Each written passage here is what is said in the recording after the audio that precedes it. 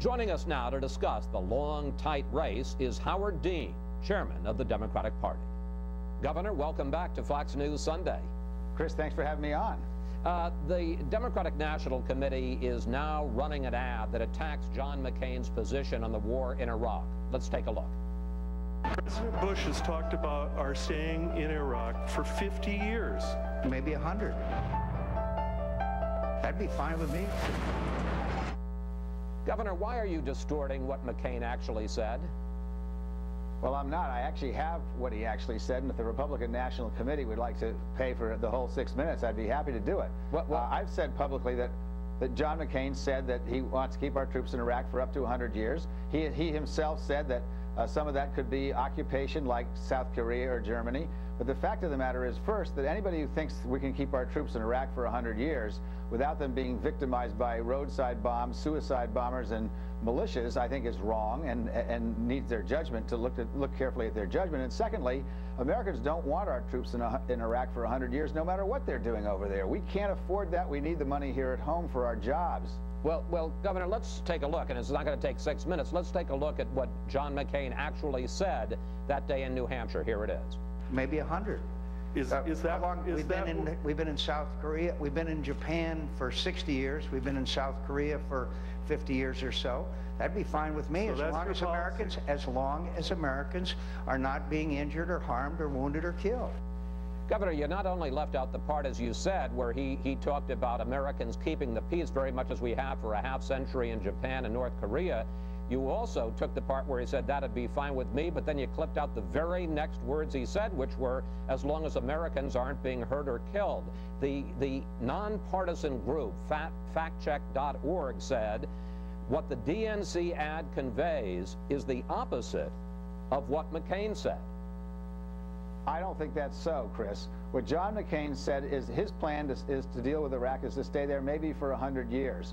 Whether it's an occupational force or whatever the force is, Americans do not want our troops there for 100 years. Look, we have huge deficits. Iraq is partly responsible for that. We're not investing in health care. We're not investing in our roads. We've got unemployment rising. We need to bring our troops out of Iraq. John McCain wants to stay in Iraq. But you don't think there's anything objectionable? He has no plan. He has no plan for bringing our troops listen, home. I think there's plenty to disagree with on John McCain's plan in Iraq. I'm just saying when he says, that'd be fine with me, that's what you put in, and then you clip out the next words, which are, as long as Americans aren't getting hurt, and an independent group says you've completely distorted what he said, you got no problems with that?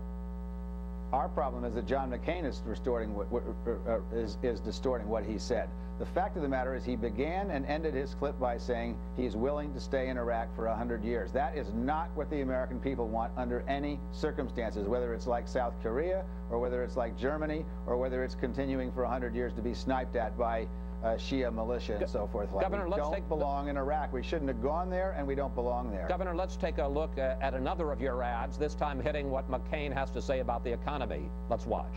I think you could argue that Americans overall are better off because we have had a pretty good, prosperous time. But, Governor, you edited out what John McCain said in the very next sentence. Let's watch that. But let's have some straight talk. Things are tough right now. Americans are uncertain about this housing crisis. Americans are uncertain about the economy. When there are such real big differences between the two parties this year, and there certainly are, why misrepresent what McCain is saying? And Chris, if you had gone on to play that thing that you just played, you would have seen him say again at the end, but Americans are better off than they were, and they are not. Gas prices have gone from $1.10 a gallon in December of 2001 to about $3.50 now. The average American income was $49,000 in 2001. In 2006, it was $48,000. That is unprecedented. Never have we had a president who came in with the average American income and dropped it $1,000 in the first 6 years of their term. And what McCain is offering is 4 more years of George Bush. He wants to extend the Bush tax cuts. Of course, he was opposed to that 2 years ago. He wants to give a tax holiday on gas is fine and good, and then he wants to pay for it by increasing taxes or increasing what he called user fees, which he said was a tax increase himself when he was debating that with Mitt Romney. He has no economic plan. He has no plan for getting us out of Iraq, and I don't think our ads misrepresent anything. Let's turn, if we can, but I just want to follow up for 1 second without getting into his whole record. When you have him saying that things are better, and in the very next sentence he says that, you know, I understand things are tough with the housing crisis and the economy, that's not a misrepresentation. And then he concludes by saying, but things are better. They're not better. Americans know it, and John McCain is simply out of touch. All right, let's